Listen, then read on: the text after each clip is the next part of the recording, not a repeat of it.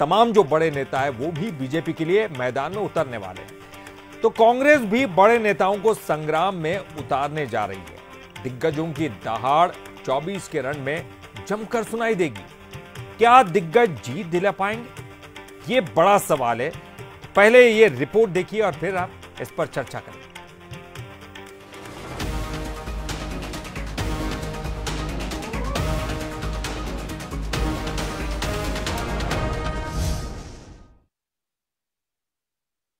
छत्तीसगढ़ में लोकसभा चुनाव के रण में अब दिग्गजों की दहाड़ सुनाई देगी।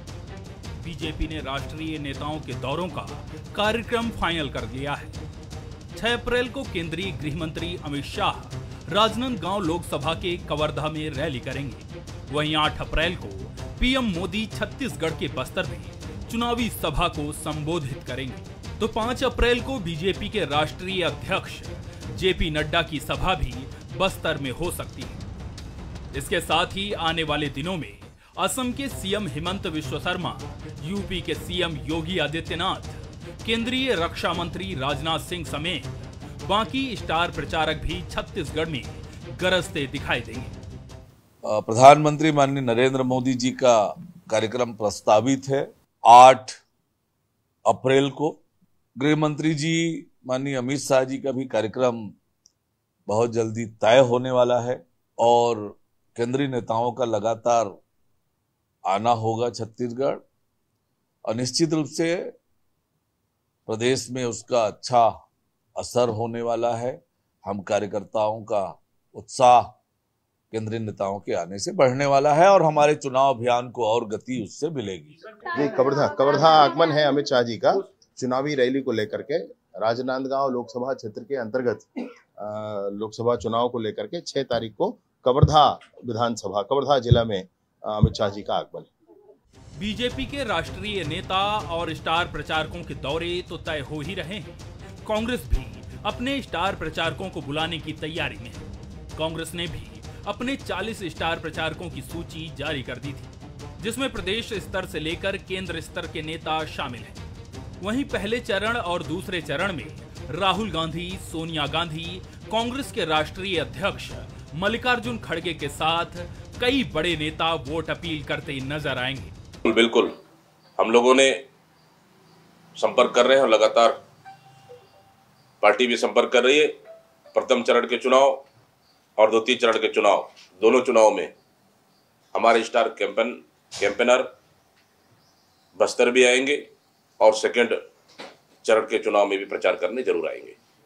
छत्तीसगढ़ में लोकसभा चुनाव 3 चरणों में होने हैं। पहला चरण 19 अप्रैल, दूसरा चरण 26 अप्रैल और तीसरा चरण 7 मई को होना है। बीजेपी कांग्रेस दोनों ने प्रचार अभियान तेज कर दिया है। दोनों तरफ के दिग्गज चुनावी महासमर में दहाड़ते दिखेंगे। किसकी दहाड़ जनता को अपने साथ कदम ताल करवाने में कामयाब होगी, इसका फैसला नतीजे आने के बाद होगा। फिलहाल दोनों पार्टियां दिग्गजों के सहारे जीत की उम्मीद लगाए बैठी हैं। गौरव शुक्ला, बंसल न्यूज, रायपुर। तो चुनावी दंगल भी रोचक होने जा रहा है क्योंकि दिग्गज जो है मैदान संभालते हुए नजर आएंगे। इस पर हम चर्चा करने वाले हैं कि कैसा इनका प्रचार रहेगा और किसको फायदा मिलेगा, किसी को नुकसान मिलेगा और साथ ही क्या इसके अलावा भी जो दूसरे मुद्दे हैं क्या वो अहम है या फिर वो गौण है, इस पर चर्चा करेंगे। लेकिन इस पर बता दें आपको कि हमारे साथ जो मेहमान मौजूद हैं वो है परेश बाघ-बहरा जी हैं, बीजेपी के प्रवक्ता हैं। बहुत बहुत स्वागत करते हैं परेश जी आपका। नितिन भंसाली जी हमारे साथ कांग्रेस के प्रवक्ता है। नितिन जी आपका भी बहुत बहुत स्वागत। और अनिल द्विवेदी जी हमारे साथ जुड़ गए हैं, वरिष्ठ पत्रकार। अनिल जी आपका भी बहुत बहुत स्वागत करते हैं। अनिल जी आपसे ही शुरुआत करूंगा चर्चा की। अनिल जी देखिए, लोकसभा का चुनाव और 2024 के रण में दिग्गज उतरने वाले हैं। इन चेहरों का कितना महत्व आप देखते हैं? क्या इन चेहरों से कोई भी पार्टी चुनाव जीत पाएगी? कितना असर इनका दिखाई देगा लोकसभा चुनाव में? देखिए, बिल्कुल लोकसभा चुनाव बिल्कुल सामने है। सब कुछ अब चेहरे भी फाइनल हो गए हैं और देखना होगा कि जनता जो चाह रही है वो ये है कि नारा, नीति और नेतृत्व, ये जो दोनों राजनीतिक दलों का कितना लोक लुभावन होगा जिसके चलते वोट पड़ेंगे और पार्टियां चुनाव जीत सकती हैं। छत्तीसगढ़ में यदि हम पिछले 15-20 सालों का रिजल्ट उठा करके देखें तो बीजेपी भारी पड़ती रही है। 8 से 9 सीटें तक बीजेपी जीत लेती थी। अभी तो उन्होंने 9 तक सीटें जीत ली।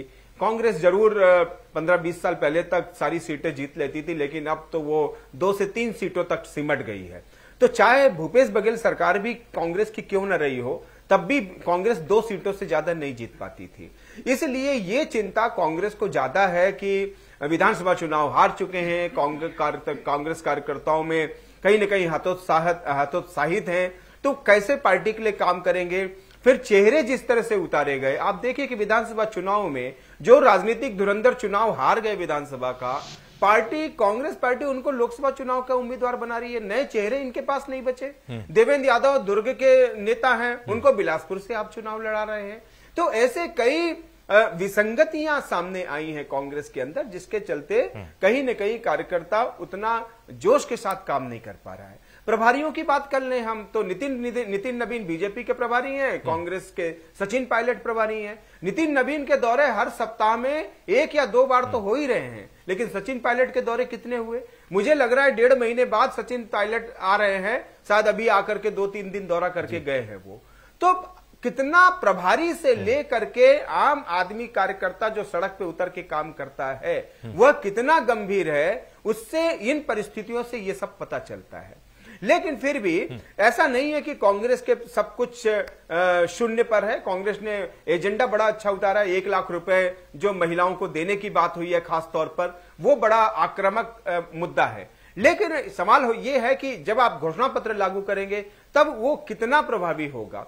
इसके अलावा फिर और भी बहुत सारे मुद्दे हैं। बेरोजगारी का मुद्दा है, फिर डेवलपमेंट का मुद्दा है। तो कांग्रेस जो है अभी कहीं न कहीं बीजेपी से थोड़ा पीछे दिख रही है। बीजेपी इस मामले में थोड़ा आगे है क्योंकि उसका संगठन बड़ा दुरुस्त है, उसके साथ आरएसएस जैसी एक बड़ा संगठन है जो उसके हेल्प कर सकता है। फिर विधानसभा चुनाव बीजेपी जीत चुकी है, इसलिए बल्ले बल्ले उनके उत्साह में मोदी की गारंटी चली रही है विधानसभा चुनाव से लेकर के अभी लोकसभा चुनाव तक। तो बीजेपी और कांग्रेस में एक लड़ाई नेट टू नेट बनी है, ऐसा नहीं है। और ऊंट किसी भी करवट बदल सकता है परिणाम का। बिल्कुल आपने सही कहा कि ऊंट किसी भी वक्त जो है परिणाम का बदल सकता है और ये देखने वाली बात होगी। लेकिन चलिए हम राजनीतिक मेहमानों का रुख करते हैं। परेश बाघबहरा जी का हम रुख करेंगे, बीजेपी के प्रवक्ता है परेश जी। अगर हम 2023 के विधानसभा चुनाव की बात करें, 2 महीने पहले तक आप कहीं भी दिखाई नहीं दे रहे थे, कांग्रेस इतनी मजबूत स्थिति में दिखाई दे रही थी। लेकिन फिर बड़े बड़े नेताओं के दौरे हमने देखे, अमित शाह ने खुद मैदान संभाला, प्रधानमंत्री जी खुद आए, आसाम के मुख्यमंत्री खुद यहां पर आए, हेमंत बिस्वा शर्मा, योगी आदित्यनाथ, इन तमाम चेहरों के बदौलत 2 महीने में आपने जो है 54 सीटें जीतकर एकदम ही फिजा बदल दी वहां की।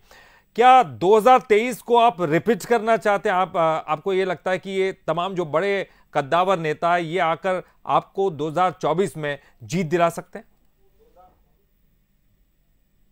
जी, आपने बिल्कुल ठीक बोला कि 2 महीना पहले तक सारे टीवी के न्यूज चैनल, सारे लोग ये मानते थे कि यहाँ पर कांग्रेस फिर से रिपीट होने वाली है। लेकिन अंदर अंदर जो है एक प्रकार से आग लोगों के दिल में लगी हुई थी। जिस तरीके से यहाँ पर कांग्रेस ने लोगों को लूट खसोट किया था और जिस प्रकार से शराब गली गली में, मोहल्ले मोहल्ले में बिक रहा था, और कोयला हो, रेती हो, चाहे वो शराब हो, चाहे वो महादेव ऐप सट्टा हो, इसमें जो भ्रष्टाचार जिस तरीके से हो रहा था ये आम जन में फैला हुआ था। लेकिन निश्चित रूप से जो हमारे स्टार प्रचारक रहे, आदरणीय जो हमारे प्रधानमंत्री नरेंद्र मोदी जी जिस तरीके से बदल के रहबो, जिस प्रकार से उन्होंने अपनी सारी बातों को कही, आदरणीय अमित शाह जी ने जिस तरीके से अपनी बातों को रखा, और मोदी की गारंटी को जिस तरीके से पब्लिक ने यहाँ हाथों हाथ उठाया, वो निश्चित रूप से जो प्रधानमंत्री जी ने 10 साल तक जिस प्रकार से परफॉर्मेंस दिया है, जो डिलीवर किया है, क्योंकि अब जो है पॉलिटिक्स जो है ये हो गई है, डिलीवरी की पॉलिटिक्स हो गई है, खाली नारों की पॉलिटिक्स नहीं रह गई है। जैसे कि अभी ये नारा दे रहे हैं कि हम 1 लाख रुपया हम एक गरीब महिला परिवार की एक महिला को हम देंगे। तो आखिर इतने सारे सालों तक आपने यहाँ पर राज किया, आपने महिलाओं के लिए क्या किया? जबकि भारतीय जनता पार्टी ने 33% जो है रिजर्वेशन, चाहे वो लोकसभा हो चाहे विधानसभा हो, वहां महिलाओं के लिए किया। महतारी वंदन योजना के माध्यम से सारी महिलाओं को 1000 रुपए महीना देने की बात कही। कोरोना के टाइम में हर एक महिला को 500 रुपया महीना दिया जाता था। 80 करोड़ लोगों को जो है यहाँ पर मुफ्त में राशन दिया गया। जिस प्रकार से 500 साल तक यहाँ पर रामलला तिरस्कृत पड़े हुए थे, उनको फिर से भव्य मंदिर में स्थापित किया गया। इस प्रकार से जो हमारी विरासत है और हमारे जो यहाँ पर जो विकास के काम है, चाहे वो शौचालय का मामला हो, चाहे घर में नल से जल पहुंचाने का मामला हो, चाहे वो प्रधानमंत्री आवास योजना का मामला हो, चाहे घरों तक सड़क पहुंचाने का मामला हो, ये सारे चीजों में जो है भारतीय जनता पार्टी ने, आदरणीय नरेंद्र मोदी जी ने डिलीवरी दिया। इस कारण हमारे स्टार प्रचारक वास्तव में स्टार हैं, और वही स्टार जो है प्रचारक होता है जिसका नाम सुनकर के जो सुर्खियों में रहता है, जिसके इंटरव्यू देखने के लिए लोग खड़े रहते हैं, यूट्यूब में रात दिन उसको देखते हैं, उनकी फॉलोइंग बहुत ज्यादा होती है। देखिए सर, स्टार प्रचारक उन्हीं के भरोसे आप थे। मैंने यही सवाल किया था कि 2 महीने पहले तक कांग्रेस बेहतर स्थिति में दिखाई दे रही थी, लेकिन जैसे ही आपके स्टार प्रचारकों के दौरे शुरू हुए, अचानक से फिजा बदली है और बीजेपी के पक्ष में माहौल बना है। बहरहाल नितिन बंसाली जी के पास जाऊंगा, कांग्रेस के प्रवक्ता हैं और कांग्रेस का पक्ष रखेंगे। देखिए नितिन जी, अगर हम कहें कि प्रत्याशी चयन की बात हो, नामांकन दाखिल करने की बात हो, बीजेपी आपसे आगे निकली है, इसमें आप भी इनकार नहीं करेंगे, वो आगे हैं।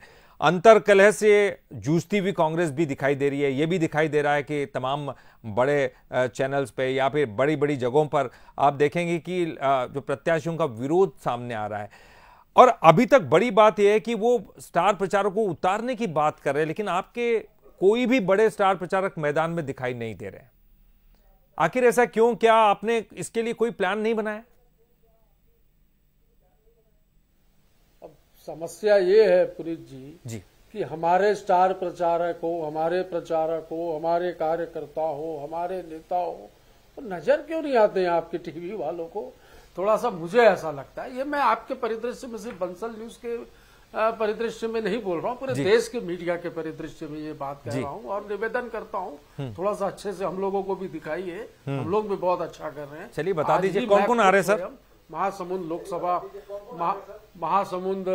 लोकसभा के हमारे प्रत्याशी ताम्रध्वज साहू जी के नॉमिनेशन में गया था। बहुत अच्छा माहौल था, कार्यकर्ता रिचार्ज हैं, भरपूर जोश के साथ मैदान में उतरे हैं। अब जो 5 न्याय गारंटियों को लेकर हम आम जनता के बीच हैं और इन 10 सालों की वादा खिलाफी के खिलाफ भी हम आम जनता के बीच हैं। देखिए देश में किस तरीके के हालात हैं, मैं इसकी सीधी तुलना इन हालातों की महाभारत के कंस से करूंगा। ललित जी, कंस को हमेशा ये डर लगता था, जिससे भी वो डरता था उसको वो जेल में डाल देता था। आप देखिए फिर भी उसके साम्राज्य का अंत हुआ, तो ये साम्राज्य का भी अंत होना निश्चित तौर पर तय है। ये जो एक नारा दे रहे हैं 400 पार का, ये भूल जाएं। तो 1984 की बात है जब राजीव गांधी जी प्रधानमंत्री थे देश के और 403 का आंकड़ा कांग्रेस ने छुआ था। ये रिकॉर्ड बराबरी करने की भी हैसियत में ये लोग मुझे कहीं नजर नहीं आ रहे हैं। ख्याली पुलाव जरूर बहुत अच्छा बना रहे हैं, पर उस ख्याली पुलाव में नमक डालना मुझे लगता है ये भूल जा रहे हैं। नितिन जी, मैंने सवाल इसलिए आपसे किया, बिल्कुल आपकी बात सही है। और इन चंदे के धंधे वालों को सत्ता से कैसे बाहर करना है, इस और हमारा कार्यकर्ता मैंने तो बीजेपी से कहा भी, उनके प्रवक्ता से ये कहा भी कि 2 महीने पहले तक 2023 के चुनाव में कांग्रेस आगे दिखाई दे रही थी मुद्दों के बल पर। और जिस तरह के आप आरोप भी लगा रहे कि कांग्रेस के कोई नेता दिखाई नहीं देते पत्रकारों को, ऐसी बात नहीं है सर। हम ही खुद कह रहे हैं कि जो है कांग्रेस आगे दिखाई दे रही थी, लेकिन लास्ट मूवमेंट में आखिर के 2-3 महीने में बड़े बड़े नेता भारतीय जनता पार्टी के जिन्होंने प्रचार किया, उसके बाद जो है फिजा बदली है। इसीलिए हम कह रहे हैं कि नितिन जी, बड़े जो आपके नेता हैं उनको क्या बुलाने का प्लान है, कब बुलाने का प्लान है और किस तरह से आप करने वाले हैं, इसकी कोई रणनीति आपने बनाई है क्या? देखिए, राहुल गांधी जी, सोनिया गांधी जी, मल्लिकार्जुन खड़गे जी, हमारे स्टार प्रचारकों की 40 स्टार प्रचारकों की सूची जारी हुई है। ये सारे लोग अभी फर्स्ट फेज में जो इलेक्शन है इनकी लगभग नॉमिनेशन सबके हो चुके हैं और चुनाव प्रचार भी जो है वो जोरों पर है। 1-2 दिन में आप देखेंगे कि हमारे स्टार प्रचारक भी जो है वो इन 10 वर्षों की वादा खिलाफी के खिलाफ सभाओं को संबोधित करते हुए और कार्यकर्ताओं को रिचार्ज करते हुए पाए जाएंगे। और जैसा कि मैंने कहा कि इन 5 सालों में 2 ही योजना चली ललित जी, युवाओं के लिए पकौड़ा योजना और पूंजीपति मित्रों के लिए भगोड़ा योजना। तो ये सब जनता को बताना पड़ेगा। और जैसा कि मैंने कहा, नए जोश खरोश के साथ युवाओं की पूरी फौज के साथ हम मैदान में डटे हुए हैं। और निश्चित तौर पर मैंने इस डिबेट में तुलना की इस सरकार की कंस से, तो कंस के साम्राज्य का अंत इस चुनाव। परेश जी उत्तर दीजिए, वो कंस से तुलना कर रहे हैं, लोगों को आप जेल में डालते हैं, कंस से आपकी तुलना की जा रही है और वे कह रहे हैं कि कंस का साम्राज्य का अंत होना है, क्या कुछ कहेंगे सर? देखिए क्या है, ये लोग वही लोग हैं जिन्होंने राम को काल्पनिक पात्र बोला था। मामला राम पे मेरे को पता था, कोई मुद्दा ही नहीं है। सर आप कंस की बात करेंगे तो राम की बात करेंगे ना, आप कंस की बात करेंगे तो वो राम की बात करेंगे ना सर। मैं तो चाह रहा था ये बोले, मुझे पौराणिक बेरोजगारी, महंगाई, ये मुद्दे नहीं है। आप वहां ले जा रहे हैं सर उनको, वो भूख हड़ताल पे बैठे, आप उनको ले जा रहे हैं, तो देखिए आप उनके ट्रैप में फंस रहे हैं। देखिए आ गए, आप उनके ट्रैप में फंस रहे हैं। वो तो चाहते कि राम मंदिर का मुद्दा सामने आए। हम 80 करोड़ लोगों को आज भी 5 किलो अनाज दे रहे बोल रहे हैं, तो भाई क्यों देना पड़ रहा है, क्या किया जी परेश जी? और ललित जी आप उठाकर देख लीजिए, इतिहास में नेहरू जी के बाद 10 साल के मतलब 3rd टर्म लगातार 3 बार सरकारें नहीं बनी है। ठीक है सर, चाहे वो कांग्रेस की हो चाहे बीजेपी की हो। जी परेश जी अपनी बात कंप्लीट, ओवर कॉन्फिडेंस में ना रहे। परेश जी अपनी बात कंप्लीट कीजिए। नहीं आप इन्हीं का इंटरव्यू ले लीजिए। नहीं मैंने तो उनको बोला, इंटरव्यू ले लीजिए। उनको तो मैंने बोला, बल्कि उनको तो मैंने बोला कि वो कंस की बात करेंगे तो आप राम की बात उठाएंगे, उसमें क्या दिक्कत है? नहीं वो अपना उन्हीं का इंटरव्यू ले लीजिए आप। जी आप उन्हीं से बात कीजिए। जी आप बताइए, उन्होंने एक आरोप लगाया आप जो है उन्हीं से बात कीजिए। नहीं वो तो बीच में बोलेंगे। आपने मुझे बोलने को रोकना है उनको, नहीं मैंने उनको रोकते चले गए, रोक दिया। आप एंकरिंग कर रहे हैं। जी मैंने उनको रोक दिया सर, रोकना चाहिए सर, रोक दिया मैंने। आप उन्हीं से बात उनको रोक दिया, बल्कि उनको उल्टा प्रश्न किया। बात कर लीजिए, वो तो कंस की बात कर रहे थे, इसलिए उल्टा प्रश्न किया। उन्हीं से ही बात कर लीजिए परेश जी, उनको तो मैंने उल्टा रोका है, ये कह के। चलिए अब आप अपनी बात कीजिए सर, मौका आपको पूरा है ना सर, मुझसे बात मत कीजिए। आपको पूरा मौका, आप कहिए ना। नहीं कोई मौका नहीं दिया आपने। मैं दे रहा हूँ ना सर, अभी खत्म कहाँ हुआ सर, डिबेट तो अभी शुरू हुई है सर, आपके पास मौका बहुत है। मैंने तो सिर्फ उनको रोका। नहीं बोलेंगे, मेरे बीच में बोलेंगे सर, राजनीतिक पार्टियां हैं। ठीक है, नहीं मैं उनको रोकूंगा, मैं उनको रोकूंगा। नितिन जी ठीक है, अपना पक्ष रखिए सर। परेश जी वो रुक गए, आप अपना पक्ष रखिए। ऐसा है कि ये वही लोग हैं जिन लोगों ने राम को काल्पनिक पात्र बोला था, और अब ये जो राम राज्य को कंस का राज्य बोल रहे हैं, क्योंकि इनके डीएनए में कंस घुसा हुआ है, रावण घुसा हुआ है। इस कारण ये इसी प्रकार की बातें करते हैं, और इनको जनता अच्छी तरीके से पहचान गई है और अच्छी तरीके से जान गई है। अभी इलेक्टोरल बॉन्ड में भी इन लोगों ने दुनिया भर का भ्रष्टाचार किया। इनकी सदस्य संख्या जो है संसद में कम होने के बावजूद भी इलेक्टोरल बॉन्ड में इन्होंने ज्यादा पैसा लिया। इलेक्टोरल बॉन्ड इस कारण लाया गया ताकि जो है पारदर्शिता हो और चुनावी चंदे में किसी प्रकार की बेईमानी ना हो। अब ब्लैक का पैसा इसमें ना आए। पहले एक परिवार को पैसा जाता था, अगर 1000 रुपया गया तो उसमें से 100 रुपया पार्टी में खर्च किए और 900 रुपए गायब कर दिए। तो इस कारण से इनको तकलीफ है कि इलेक्टोरल बॉन्ड यहां पर नहीं होना चाहिए, क्योंकि उसमें उनकी पोल खुलती है। इतने सालों के पैसे कहां गए, और अगर बेईमान भ्रष्टाचार लोगों को जो यहां पर लूट के खाए हैं पैसे, क्या वो उनको अगर एजेंसी यहां पर जांच करती है, उनके खिलाफ कार्रवाई करती है? आप तो कोर्ट जा रहे हैं ना, कोर्ट में क्यों आपको जमानत नहीं मिल रही है? आप सुप्रीम कोर्ट में बड़े बड़े वकील रख रहे हैं, आपको जमानत नहीं मिल रही है, हाई कोर्ट में नहीं मिल रहा है, डिस्ट्रिक्ट कोर्ट में नहीं मिल रहा है, उसमें पार्टी क्या करेगी? वो तो जो आपके समय में सुप्रीम कोर्ट ने कहा था कि सीबीआई जो है वो कांग्रेस का तोता है। आप यहाँ पर आप क्या कह रहे हैं? मेरा मतलब ये है मान्यवर कि जिस तरीके से चुनाव के बाद मोदी की गारंटी को मुख्यमंत्री विष्णुदेव साय जी ने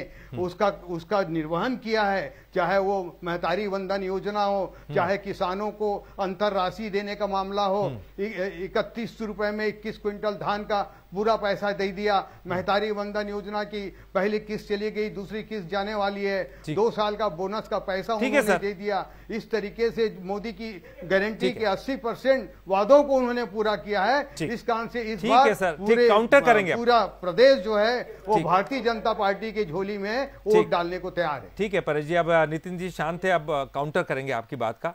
हाँ जी नितिन जी, आप हाथ उठा रहे थे, बताइए। देखिए, ये बड़ी अच्छी बातें कह रहे थे कि भ्रष्टाचारियों को जेल में डाला, एजेंसियों ने ये काम किया।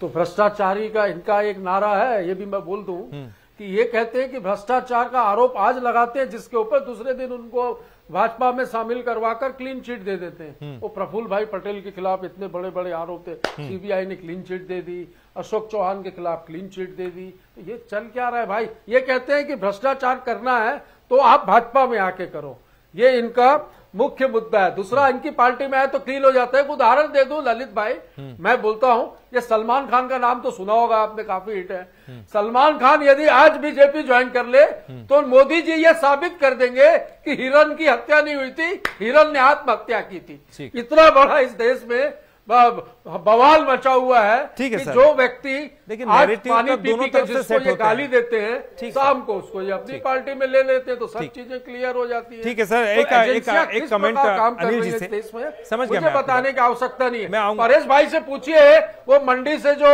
जिसको टिकट दिया है वो फिल्म अभिनेत्री कंगना रनावत, उसमें ऐसी क्या खासियत है कि आपके पास कोई कार्य? ठीक है सर, आपकी बात समझ गया। अनिल जी के पास जाना चाहूंगा, मेरे पास समय कम है सर, समय कम है। अनिल जी कम समय मेरे पास, लेकिन एक जानना चाहूंगा आपसे कि अगर नेशनल लेवल के लोग आते हैं, बड़े चेहरे आते हैं, तो क्या राष्ट्रीय मुद्दे हावी हो जाते हैं स्थानीय मुद्दों पर? आपको ऐसा लगता है? देखिए, बिल्कुल ऐसा नहीं होता है। आज का मतदाता बड़ा समझदार हो गया है और इसलिए कांग्रेस के जो स्वागत है, उनके स्टार प्रचारक आए हैं, सबको अधिकार है यहाँ पर अपना चुनाव प्रचार करने का। लेकिन जब तक गांधी परिवार नहीं आएगा, जब तक राहुल गांधी आकर के कोई ऑथेंटिसिटी नहीं देंगे, कोई प्रॉमिस नहीं करेंगे, या प्रियंका गांधी की जब तक सभा नहीं होगी, मुझे नहीं लगता कांग्रेस बहुत ज्यादा अट्रैक्ट दूसरे स्टार प्रचारक कर पाएंगे। देखिए, एक छत्तीसगढ़ में जहां तक 11 सीटों का सवाल है, यहां पर कांग्रेस को मुद्दे तो निश्चित तौर पर बहुत प्रभावी होते हैं। बीजेपी के लिए तो है ही, मोदी की गारंटी है, बीजेपी के लिए उनका अपनी अभी सरकार भी है उनकी, उन्होंने महतारी वंदन योजना का इसकी पैसा देना महिलाओं को शुरू कर दिया, 1000 रुपए महीने का। तो ये सारे फैक्टर काम आएंगे कहीं ना कहीं, क्योंकि विश्वास की एक बात होती है। अब जहां तक कांग्रेस की बात है, कांग्रेस ने भी मेहनत की है। 5 साल उन्होंने जो काम किया, जो हिंदुत्व के मुद्दे को जिस तरह उन्होंने बीजेपी से छीना और यहां पर काम किया, राम वन पथगमन पर काम किया, तो जनता उसके लिए कहीं ना कहीं कांग्रेस के साथ जाती दिखती है। तो सवाल यह है कि जो फेस होंगे वो फेस कितनी टक्कर दे पाते हैं। और ऐसा नहीं है कि बीजेपी ने इस बार सारे फेस बहुत अच्छे उतारे हैं। बीजेपी ने भी अपने दुर्ग से सरोज पांडे, वो कोरबा से चुनाव लड़ रही हैं। इसी तरह कांग्रेस ने भी कई पैराशूटर अलग अलग जिलों में उम्मीदवार के तौर पर उतार दिए। तो जनता समझदार है, जनता सब देख रही है। जनता समझदार है। परेश जी ने ये बात जरूर कही कि राम मंदिर के मुद्दे पर जो स्टैंड कांग्रेस का था, वो कहीं ना कहीं उसके लिए थोड़ा। चलिए ठीक है सर। अनिल जी बहुत बहुत शुक्रिया आपका, नितिन जी आपका भी बहुत बहुत शुक्रिया, और परेश जी आपका भी बहुत बहुत शुक्रिया। और मैंने आपको वक्त दिया, आप नाराज मत होइएगा। चलिए, निश्चित तौर पर बड़े नेता सामने आने वाले, मैदान में डटेंगे और चुनाव में दिखाई भी देंगे। कितना असर डालेंगे ये आने वाला वक्त बताएगा। फिलहाल इस आज का मुद्दा में इतना ही। दिन भर की बड़ी खबरों का एक्सक्लूसिव बुलेटिन प्राइम टाइम आगे देखिए।